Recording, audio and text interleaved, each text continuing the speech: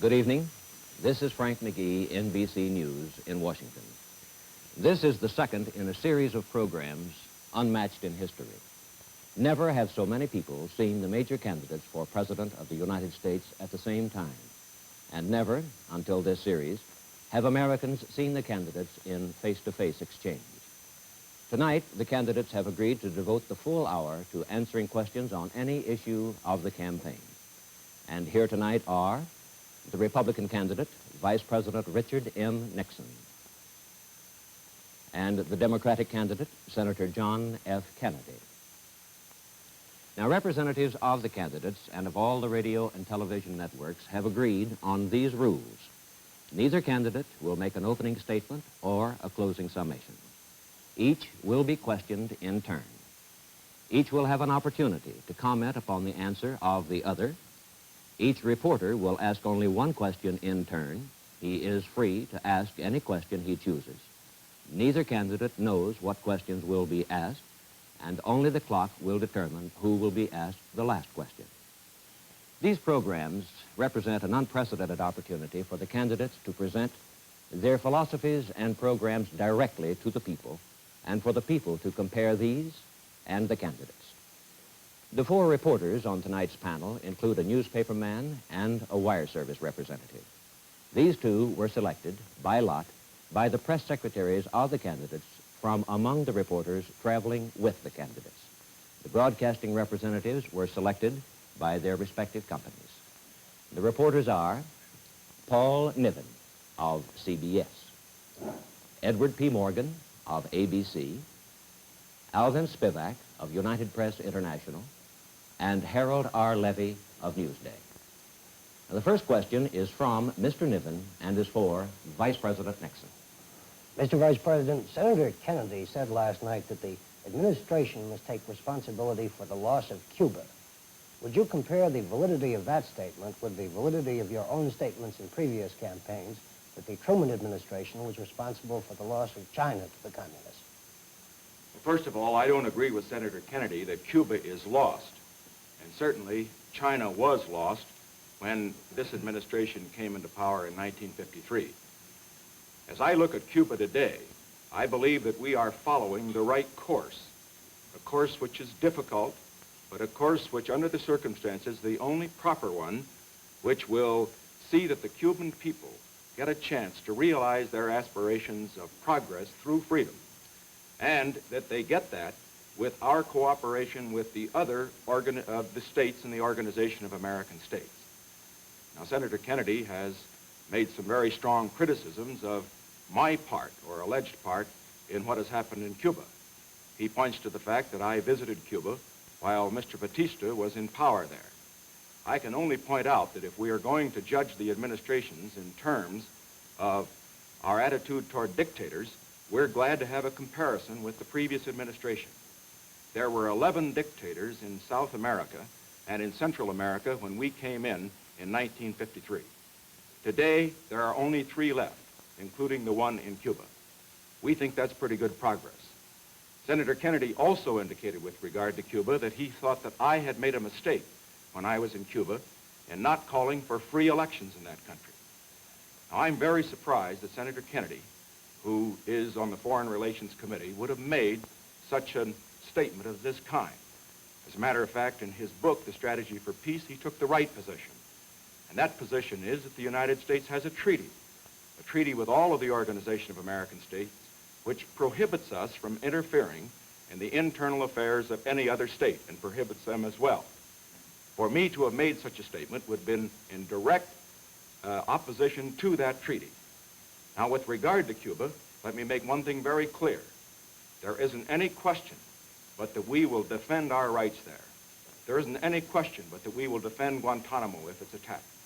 There also isn't any question but that the free people of Cuba, the people who want to be free, are going to be supported and that they will attain their freedom. No, Cuba is not lost. And I don't think this kind of defeatist talk by Senator Kennedy helps the situation one bit. Senator Kennedy, would you care to comment? In the first place, I've never suggested that Cuba was lost except for the present. In my speech last night, I indicated that I thought that Cuba one day again would be free.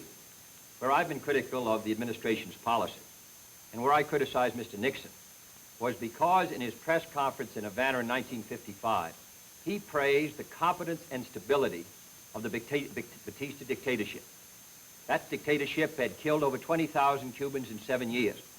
Secondly, I did not criticize him for not calling for free elections.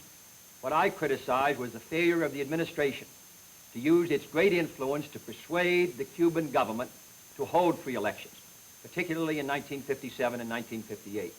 Thirdly, Arthur Gardner, a Republican ambassador, Earl Smith, a Republican ambassador in succession, both have indicated in the past 6 weeks that they reported to Washington that Castro was a Marxist, that Raul Castro was a communist, and that they got no effective results. Instead, our aid continued to Batista, which was ineffective. We never were on the side of freedom. We never used our influence when we could have used it most effectively. And today, Cuba is lost for freedom. I hope someday it will rise. But I don't think it will rise if we continue the same policies towards Cuba that we did in recent years, and in fact towards all of Latin America. When we've almost ignored the needs of Latin America, we've beamed not a single Voice of America program in Spanish to all of Latin America in the last 8 years, except for the 3 months of the Hungarian Revolution. Mr. Morgan with a question for Senator Kennedy. Senator, last May in Oregon, you discussed the possibilities of sending apologies or regrets to Khrushchev over the U-2 incident. Do you think now that that would have done any good? Did you think so then? Mr. Morgan, I suggested that if the United States felt that it could save the summit conference, that it would have been proper for us to have expressed regret. In my judgment, that statement has been distorted by Mr. Nixon and others in their debates around the country and in their discussions. Mr. Lodge on Meet the Press a month ago said if there was ever a case when we did not have law on our side, it was in the U-2 incident. The U-2 flights were proper from the point of view of protecting our security, but they were not in accordance with international law. And I said that I felt that rather than tell the lie which we told, rather than indicate that the flights would continue, in fact, I believe Mr. Nixon himself said on May 15th that the flights would continue, even though Mr. Herter testified before the Senate Foreign Relations Committee that they had been canceled as of May 12th, that it would have been far better that if we had expressed regrets, if that would have saved the summit, and if the summit is useful, and I believe it is. The point that is always left out is the fact that we expressed regrets to Castro this winter, that we expressed regrets to the Eisenhower administration, expressed regrets for a flight over southern Russia in 1958. We expressed regrets for a flight over eastern Germany under this administration. The Soviet Union in 1955 expressed regrets to us over the Bering Sea incident. The Chinese communists expressed regrets to us over a plane incident in 1956. That is the accepted procedure between nations. And my judgment is that we should follow the advice of Theodore Roosevelt. Be strong, maintain a strong position, but also speak softly. I believe that in those cases where international custom calls for the expression of a regret, if that would have kept the summit going, in my judgment, it was a proper action. It's not appeasement. It's not soft. I believe we should be stronger than we now are. I believe we should have a stronger military force. I believe we should increase our strength all over the world. But I don't confuse words with strength. And in my judgment, if the summit was useful, if it would have brought us closer to peace, that rather than the lie that we told, which has been criticized by all responsible people afterwards, it would have been far better for us to follow the common diplomatic procedure of expressing regrets and then try to move on. Mr. Vice President. I think Senator Kennedy is wrong on 3 counts. First of all, he's wrong in thinking, or even suggesting, that Mr. Khrushchev might have continued the conference if we had expressed regrets. He knew these flights were going on long before, and that wasn't the reason that he broke up the conference. Second, he's wrong in the analogies that he makes. The United States is a strong country. Whenever we do anything that's wrong, we can express regrets. But when the President of the United States is doing something that's right, something that is for the purpose of defending the security of this country against surprise attack, he can never express regrets or apologize to anybody, including Mr. Khrushchev.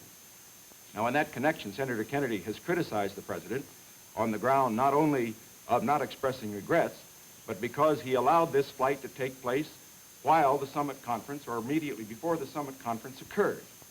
This seems to me is criticism that again is wrong on his part.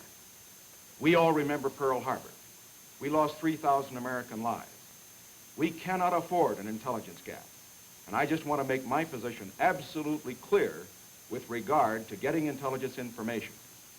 I don't intend to see to it that the United States is ever in a position where, while we're negotiating with the Soviet Union, that we discontinue our intelligence effort.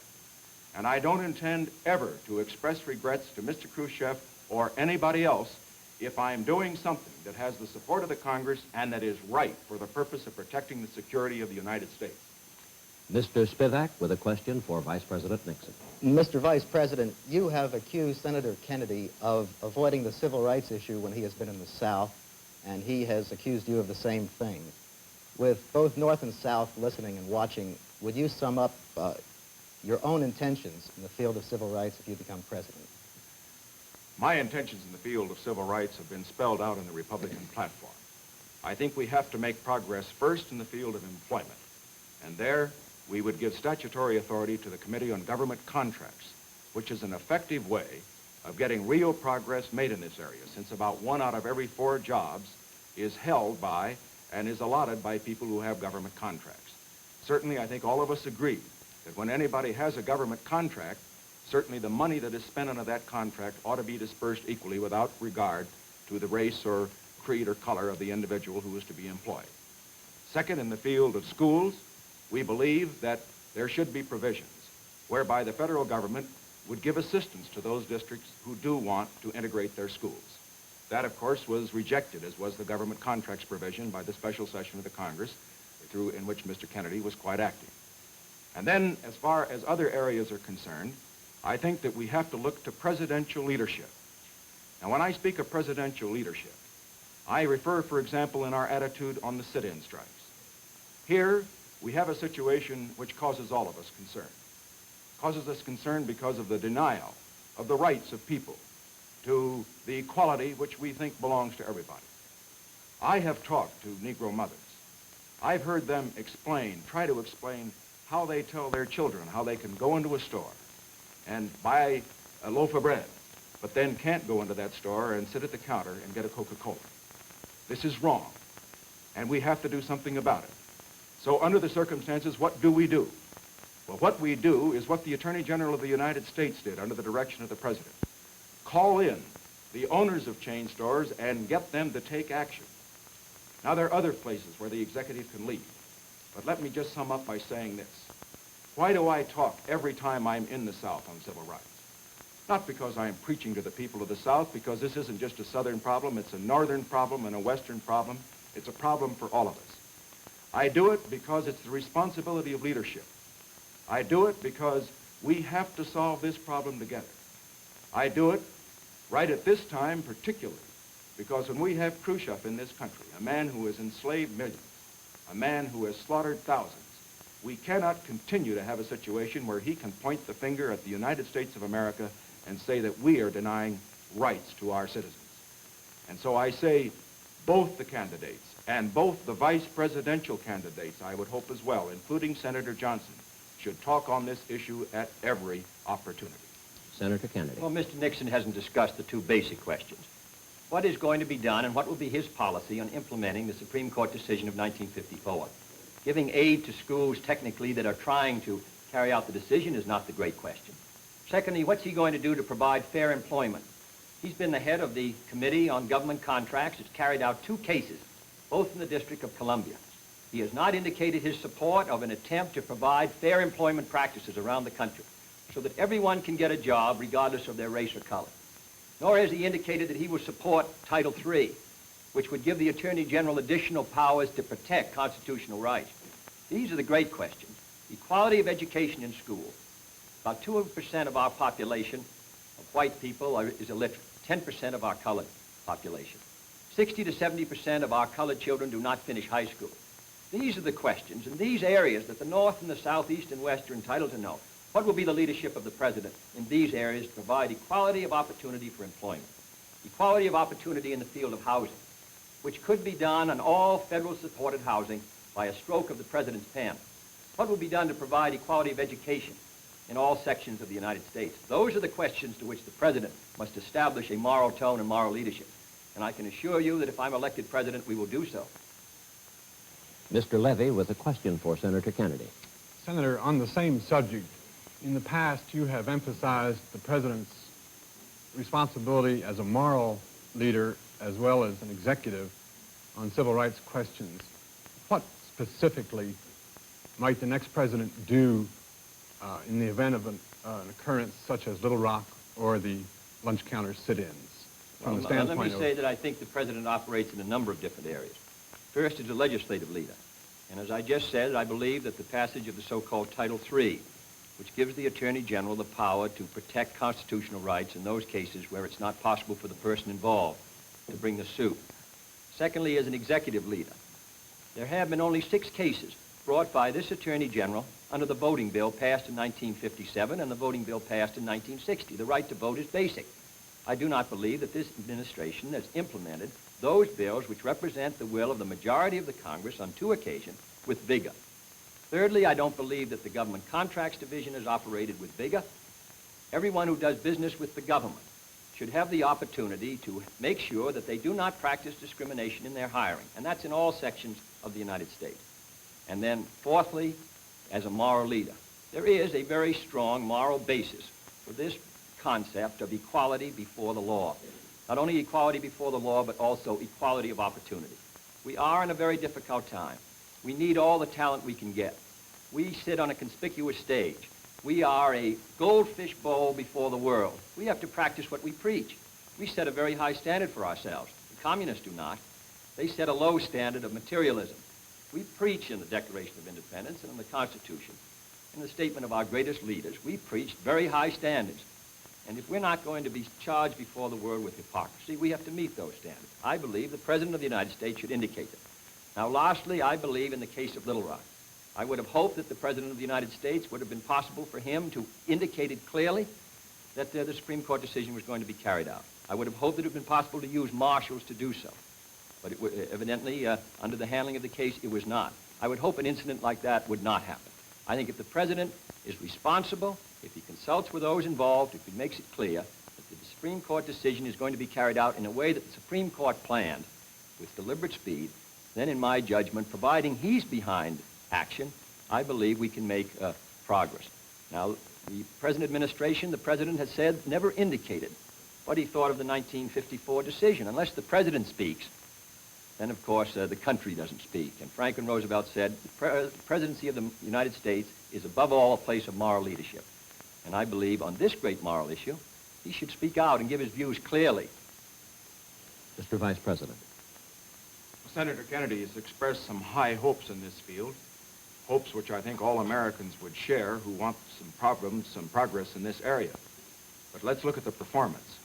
When he selected his vice presidential running mate, he selected a man who had voted against most of these proposals and a man who opposes them at the present time. Let me look also at what I did. I selected a man who stands with me in this field and who will talk with me and work with me on it. Now, the senator referred to the Committee on Government Contracts, and yet that very committee of which I am chairman has been handicapped by the fact that we have not had adequate funds, we have not had adequate powers, we haven't had an adequate staff. Now, in the special session of Congress, and also in the session that preceded it, the Democratic Congress, in which there's a 2-to-1 Democratic majority, was asked by the President to give us the funds and give us the power to do a job. And they did nothing at all. And in the special session in which Senator Kennedy was calling the signals, along with Senator Johnson, they turned it down and he himself voted against giving us the powers, despite the fact that the bill had already been considered before, that it already had hearings on, and the Congress already knew what it had before it. All that I can say is this: what we need here are not just high hopes.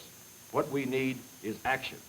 And in the field of executive leadership, I can say that I believe it's essential that the President of the United States not only set the tone, but he also must lead. He must act as he talks. Mr. Morgan with a question for Vice President Nixon. Mr. Vice President, in your speeches, you emphasize that the United States is doing basically well in the Cold War. Can you square that statement with a considerable mass of bipartisan reports and studies, including one prominently participated in by Governor Rockefeller, which almost unanimously conclude that we are not doing nearly so well as we should. Mr. Morgan, no matter how well we're doing in the Cold War, we're not doing as well as we should. And that will always be the case as long as the communists are on the international scene in the aggressive tendencies that they presently are following. Now, as far as the present situation is concerned, I think it's time that we nail a few of these distortions about the United States that have been put out. First of all, we hear that our prestige is at an all-time low. Senator Kennedy has been hitting that point over and over again. I would just suggest that after Premier Khrushchev's performance in the United Nations, compared with President Eisenhower's eloquent speech, that at the present time, communist prestige in the world is at an all-time low, and American prestige is at an all-time high. Now that, of course, is just one factor, but it's a significant one. When we look, for example, at the vote in the Congo, we were on one side, they were on the other side. What happened? There were 70 votes for our position and none for theirs. Look at the votes in the United Nations over the past 7.5 years. That's a test of prestige. Every time the United States has been on one side and they've been on the other side, our position has been sustained. Now, looking to what we ought to do in the future. In this Cold War, we have to recognize where it is being fought, and then we have to develop programs to deal with it. It's being fought primarily in Asia, in Africa, and in Latin America. What do we need? What tools do we need to fight it? Well, we need, for example, economic assistance. We need technical assistance. We need exchange. We need programs of diplomatic and other character which will be effective in that area. Now, Senator Kennedy a moment ago referred to the fact that there was not an adequate Voice of America program for Latin America. I'd like to point out that in the last 6 years, the Democratic Congresses, of which he's been a member, have cut $20 million off of the Voice of America programs. They also have cut $4 billion off of mutual security in these last 6 years. They also have cut $2 billion off of defense. Now, when they talk about our record here, it is well that they recognize that they have to stand up for their record as well. So let me summarize by saying this. I'm not satisfied with what we're doing in the Cold War because I believe we have to step up our activities and launch an offensive for the minds and hearts and souls of men. It must be economic, it must be technological, above all, it must be ideological. But we've got to get help from the Congress in order to do this. Senator Of course, Kennedy. Mr. Nixon is wholly inaccurate when he says that the Congress has not provided more funds, in fact, than the President recommended for national defense. In 1953, we tried to put an appropriation of $5 billion for our defenses. I was responsible for the amendment with Senator Monroney in 1954 to strengthen our ground forces. The Congress of the United States appropriated $677 million more than the President was willing to use up till a week ago. Secondly, on the question of our position in the United Nations, we all know about the vote held this week of the 5 neutralists, and it was generally regarded as a defeat for the United States. Thirdly, in 1952, there were only 7 votes in favor of the admission of Red China into the United Nations. Last year, there were 29. And tomorrow, when the preliminary vote is held, you will see a strengthening of that position or very closely to it. We have not maintained our position and our prestige. A Gallup poll taken in February of this year, asking in 8 out of 9 countries, they asked the people, who do they think would be ahead by 1970, militarily and scientifically? And a majority in 8 of the 9 countries said the Soviet Union would by 1970. Governor Rockefeller has been far more critical in June of our position in the world than I have been. The Rockefeller Brothers report, General Ridgway, General Gavin, the Gaither report, various reports of congressional committees all indicate that the relative strength of the United States, both militarily, politically, psychologically, and scientifically, and industrially, the relative strength of the United States compared to that of the Soviet Union and the Chinese communists together has deteriorated in the last 8 years, and we should know it, and the American people should be told the facts. Mr. Spivak with a question for Senator Kennedy. Senator, following this up, how would you go about increasing the prestige you say we're losing, and could the programs you've devised to do so be accomplished without absolutely wrecking our economy? Yes, we have been wholly indifferent to Latin America until the last few months. The program that was put forward this summer, after we broke off the sugar quota with Cuba, really was done because we wanted to get through the OAS meeting a condemnation of Russian infiltration of Cuba. And therefore we passed an authorization, not an aid bill, which was the first time really since the Inter-American Bank, which was founded a year ago, was developed, that we really have looked at the needs of Latin America, that we've associated ourselves with those people. Secondly, I believe that that it's far better for the United States, instead of concentrating our aid, particularly in the underdeveloped world, on surplus military equipment. We poured $300 million of surplus military equipment into Laos. We paid more military aid, more aid into Laos per person than in any country in the world. And we all know now that Laos is moving from neutralism in the direction of the communists. I believe instead of doing that, we should concentrate our aid in long-term loans, which these people can pay back, either in hard money or in local currency. This permits them to maintain their self-respect. It permits us to make sure that the projects which are invested in are going to produce greater wealth. And I believe that in cases of India and Africa and Latin America, that this is where our emphasis should be. I would strengthen the development loan fund. And Senator Fulbright, Senator Humphrey, and I tried to do that. We tried to provide an appropriation of $1.5 billion for 5 years on a long-term loan basis, which this administration opposed. And unless we're ready to carry out programs like that in the 60s, this battle for economic survival, which these people are waging, are going to be lost. And if India should lose her battle, with 35% of the people of the underdeveloped world within her borders, then I believe that the balance of power could move against us. I think the United States can afford to do these things. I think that we could not afford not to do these things. This goes to our survival. And here in a country which, if it is moving ahead, if it's developing its economy to the fullest, which we are not now, in my judgment, we'll have the resources to meet our military commitments and also our commitments overseas. I believe it's essential that we do it, because in the next 10 years, the balance of power is going to begin to move in the world from one direction or another, towards us or towards the communists. And unless we begin to identify ourselves not only with the anti-communist fight, but also with the fight against poverty and hunger, these people are going to begin to turn to the communists as an example. I believe we can do it. If we build our economy the way we should, we can afford to do these things, and we must do it. Mr. Vice President. Senator Kennedy has put a great deal of stress on the necessity for economic assistance. This is important, but it's also tremendously important to bear in mind that when you pour in money without pouring in technical assistance as well, that you have a disastrous situation. We need to step up exchange, we need to step up technical assistance so that trained people in these newly developing countries can operate the economies. We also have to have in mind something else with regard to this whole situation in the world. And that is that as America moves forward, we not only must think in terms of fighting communism, but we must also think primarily in terms of the interests of these countries. We must associate ourselves with their aspirations. We must let them know that the great American ideals of independence, of the right of people to be free, of the right to progress, that these are ideals that belong not to ourselves alone, but they belong to everybody. This we must get across to the world. And we can't do it unless we do have adequate funds for example, information, which has been cut for the Congress, adequate funds for technical assistance.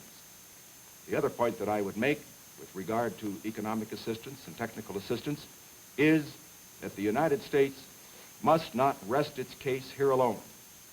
This is primarily an ideological battle, a battle for the minds and the hearts and the souls of men. We must not meet the communists purely in the field of gross atheistic materialism. We must stand for our ideals. Mr. Levy with a question for Vice President Nixon. Mr. Vice President, the Labor Department today added 5 more major industrial centers to the list of areas with substantial unemployment. You said in New York this week that as president you would use the full powers of the government, if necessary, to combat unemployment. Specifically, what measures would you advocate and at what point? To combat unemployment, we first must concentrate on the very areas to which you refer, the so-called depressed areas. Now, in the last Congress, the special session of the Congress, there was a bill, one by the President, one by Senator Kennedy and members of his party. Now, the bill that the President had submitted would have provided more aid for those areas that really need it, areas like Scranton and Wilkes-Barre and the areas of West Virginia, than the ones that Senator Kennedy was supporting. On the other hand, we found that the bill got into the legislative difficulties and consequently no action was taken. So point one, at the highest priority, we must get a bill for depressed areas through the next Congress. I have made recommendations on that, and I have discussed them previously, and I will spell them out further in the campaign. Second, as we consider this problem of unemployment, we have to realize where it is. In analyzing the figures, we will find that our unemployment exists among the older citizens. It exists also among those who are inadequately trained. That is, those who do not have an adequate opportunity for education. It also exists among minority groups.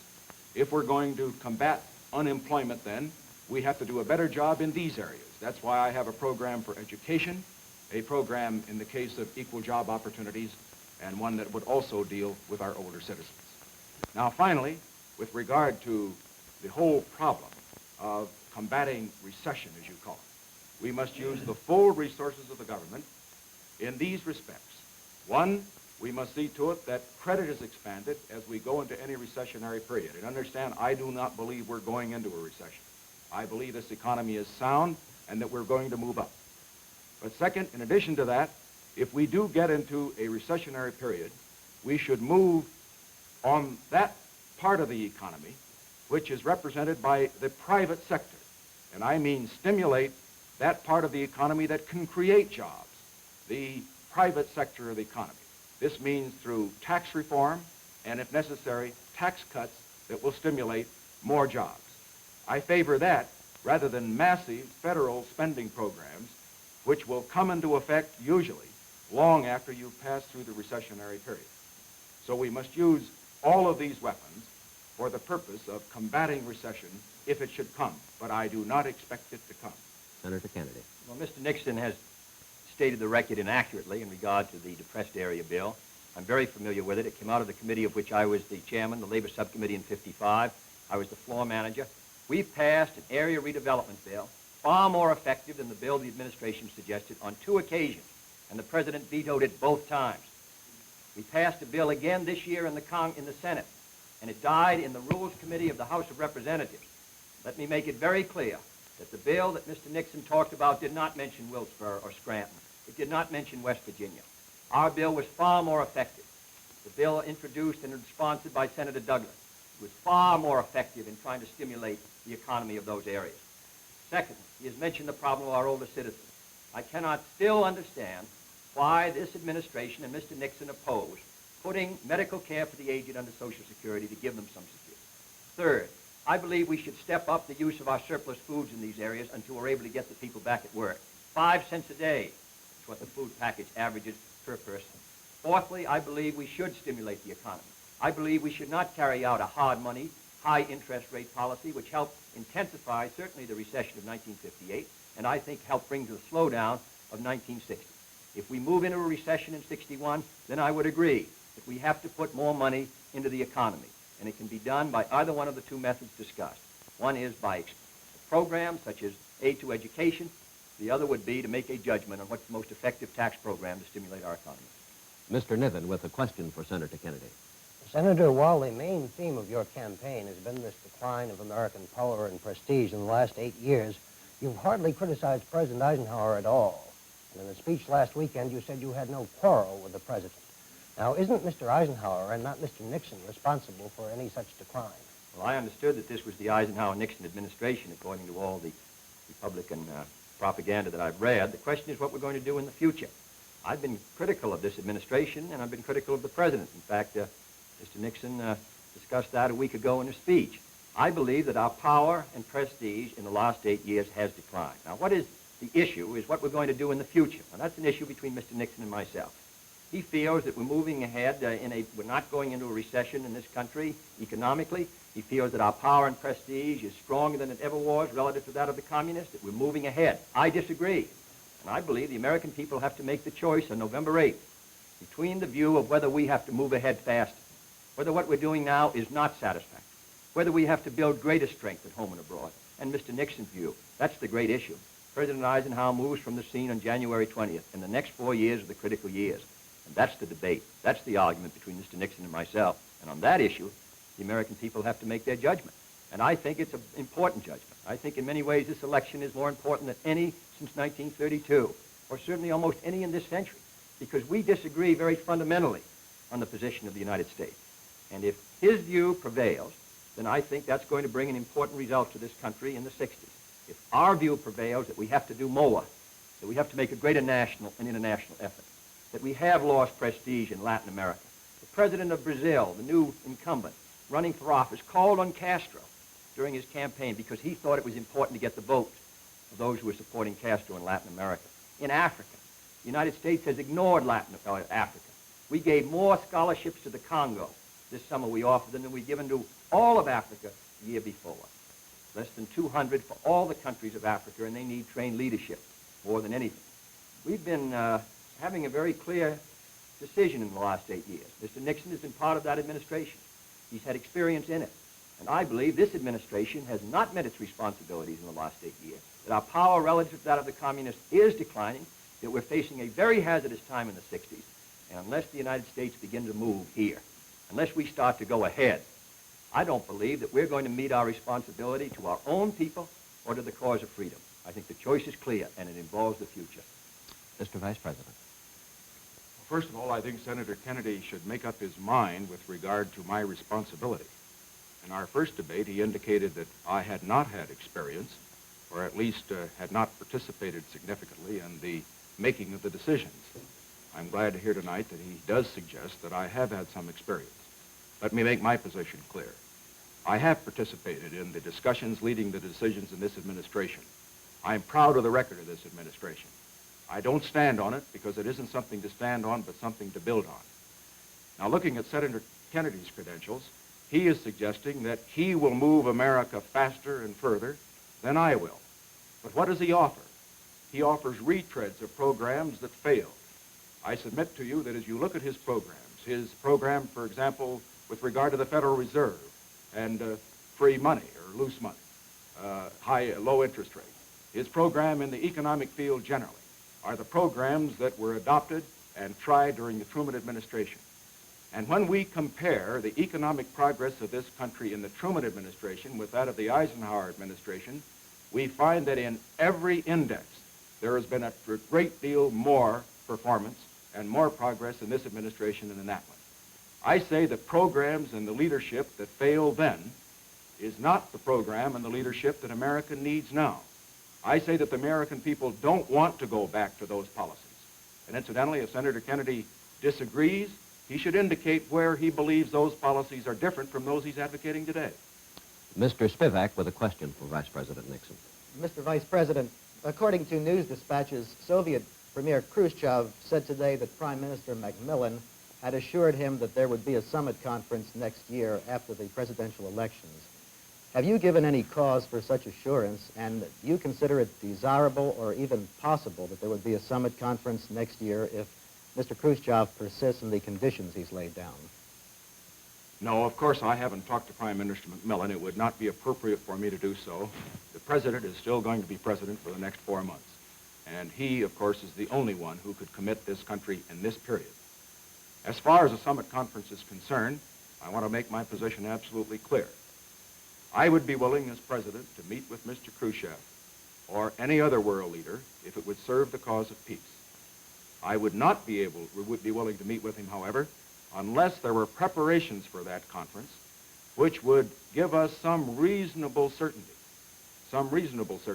that you were going to have some success. We must not build up the hopes of the world and then dash them, as was the case in Paris. There, Mr. Khrushchev came to that conference determined to break it up.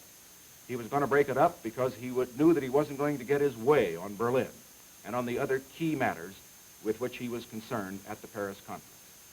Now, if we're going to have another summit conference, there must be negotiations at the diplomatic level, the ambassadors, the secretaries of state, and others at that level, prior to that time, which will delineate the issues and which will prepare the way for the heads of state to meet and make some progress. Otherwise, if we find the heads of state meeting and not making progress, we will find that the cause of peace will have been hurt rather than helped. So under these circumstances, I therefore strongly urge, and I will strongly hold, if I have the opportunity to urge or to hold this position, that any summit conference would be gone into only after the most careful preparation and only after Mr. Khrushchev, after his disgraceful conduct at Paris, after his disgraceful conduct at the United Nations, gave some assurance that he really wanted to sit down and talk and to accomplish something and not just to make propaganda. Senator Kennedy. I have no disagreement with the Vice President's position on that. My view is the same as his. Let me say there is only one point I would add. Before we go into the summit, before we ever meet again, I think it's important that the United States build its strength, that it build its military strength, as well as its own economic strength.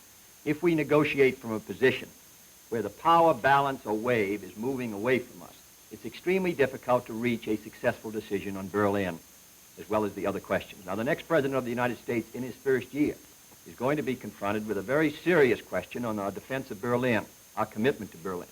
It's going to be a test of our nerve and will. It's going to be a test of our strength. And because we're going to move in 61 and 2, partly because we have not maintained our strength with sufficient vigor in the last years, I believe that before we meet that crisis, that the next President of the United States should send a message to Congress asking for a revitalization of our military strength. Because come spring or late in the winter, we're going to be face to face with the most serious Berlin crisis since 1949 or 50. On the question of the summit, I agree with the position of Mr. Nixon. I would not meet Mr. Khrushchev unless there were some agreements at the secondary level, foreign ministers or ambassadors, which would indicate that the meeting would have some hope of success or a useful exchange of ideas. Mr. Levy with a question for Senator Kennedy. Senator, in your acceptance speech at Los Angeles, you said that your campaign would be based not on what you intend to offer the American people, but what you intend to ask of them. Since that time, you have spelled out many of the things that you intend to do, but you have made only vague reference to sacrifice and self-denial. A year or so ago, I believe, you said that you would not hesitate to recommend a tax increase if you considered it necessary. Is this what you have in mind? Well, I don't think that in the winter of 61, under present economic conditions, a tax increase would be desirable. In fact, it would be deflationary, it would cause great unemployment, it would cause a real slowdown in our economy. If it ever becomes necessary and is wise economically and essential to our security, I would have no hesitancy in suggesting a tax increase or any other policy which would defend the United States. I have talked in every speech about the fact that these are going to be very difficult times in the 1960s and that we're going to have to meet our responsibility as citizens. I'm talking about a national mood. I'm talking about our willingness to bear any burdens in order to maintain our own freedom and in order to meet our freedom around the globe. We don't know what the future is going to bring, but I would not want anyone to elect me President of the United States or vote for me under the expectation that life would be easier if I were elected. Now, many of the programs that I'm talking about, economic growth, care for the aged, development of our natural resources, build the strength of the United States. That's how the United States began to prepare for its great actions in World War II and in the post-war period. If we're moving ahead, if we're providing a viable economy, if our people have sufficient resources so that they can consume what we produce, then this country's on the move. Then we're stronger. Then we set a better example to the world. So we have the problem not only of building our own military strength and extending our policies abroad, we have to do a job here at home. So I believe that the policies that I recommend come under the general heading of strengthening the United States. We're using our steel capacity 55% today. We're not able to consume what we're able to produce at a time when the Soviet Union is making great economic gains. And all I say is, I don't know what the 60s will bring, except I think they will bring hard times in the international sphere.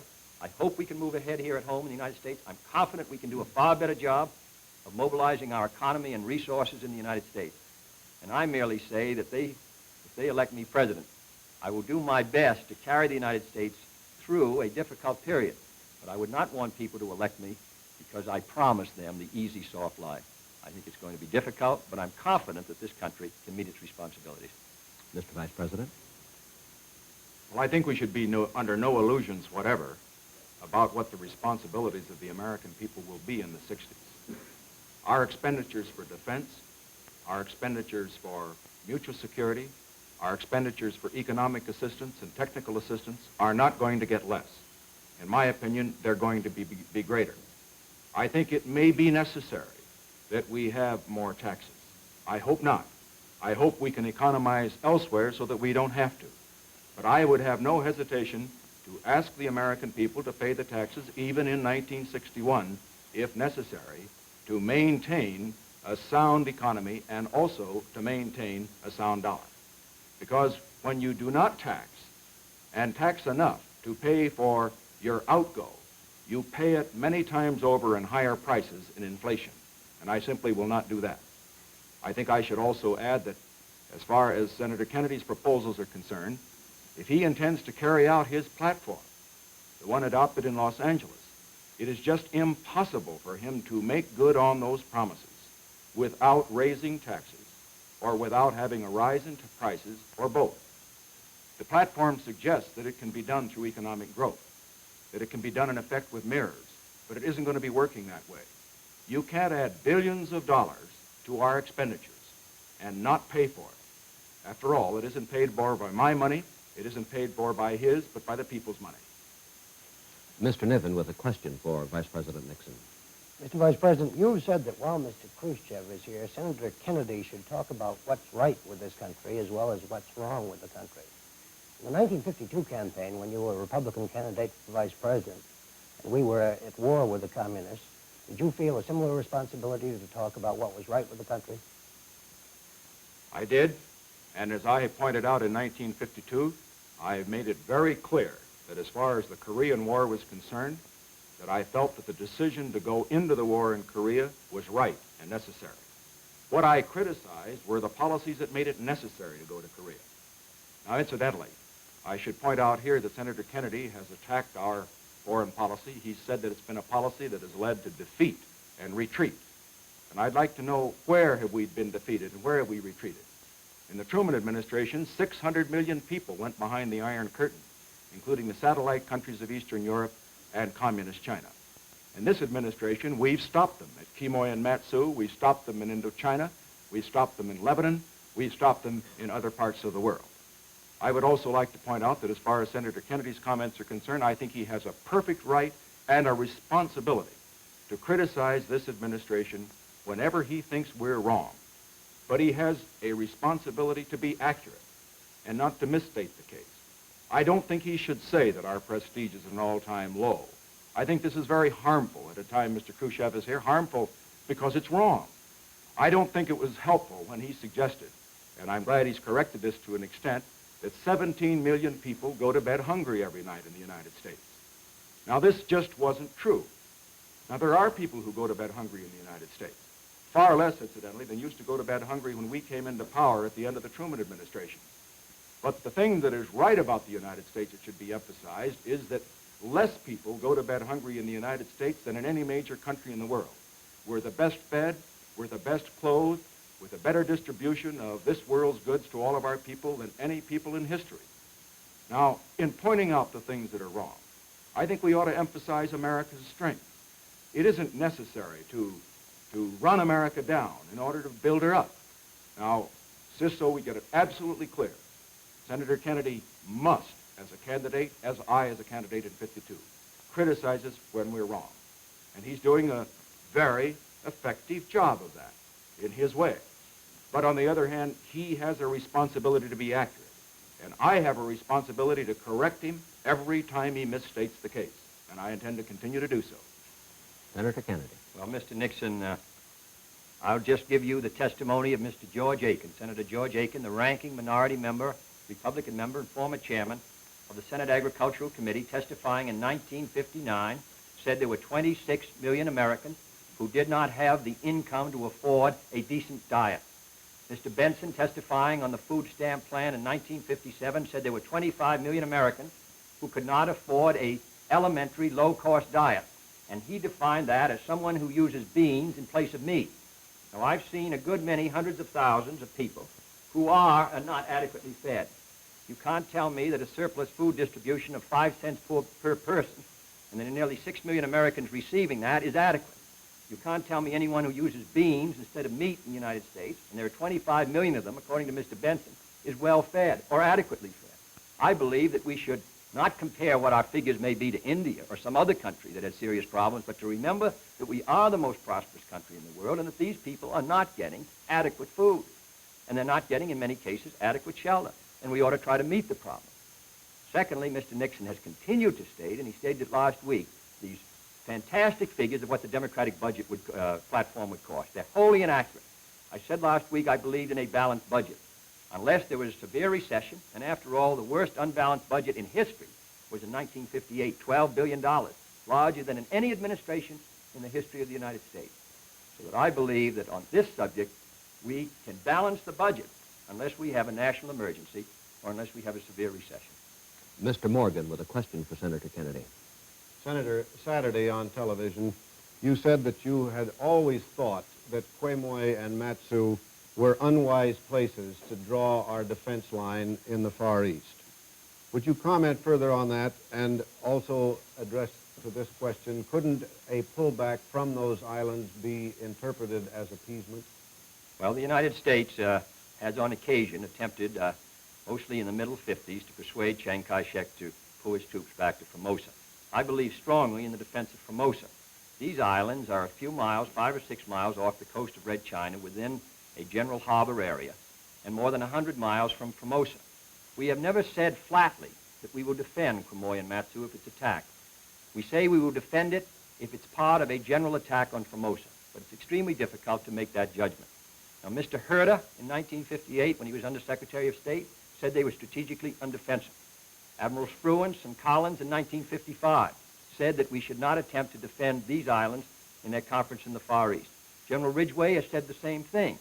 I believe that when you get into a war, if you're going to get into a war for the defense of Formosa, it ought to be on a clearly defined line. One of the problems, I think, at the time of South Korea was the question of whether the United States would defend it if it were attacked. I believe that we should defend Formosa. We should come to its defense. Leave this rather in the air, that we will defend it under some conditions but not under other, I think is a mistake. Secondly, I would not suggest the withdrawal at the point of the communist gun. It is a decision finally that the nationalists should make. And I believe that we should consult with them and attempt to work out a plan by which the line is drawn at the island of Formosa. It leaves 100 miles between the sea. But with General Ridgway, Mr. Herder, General Collins, Admiral Spruance, and many others, I think it's unwise to take the chance of being dragged into a war which may lead to a world war over two islands which are not strategically defensible, which are not, according to their testimony, essential to the defense of Formosa. I think that we should protect our commitment.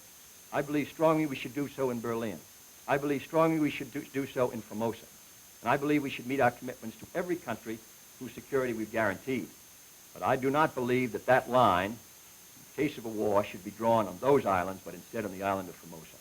And as long as they are not essential to the defense of Formosa, it's been my judgment ever since 1954, at the time of the Eisenhower Doctrine for the Far East, that our line should be drawn in the sea around the island itself.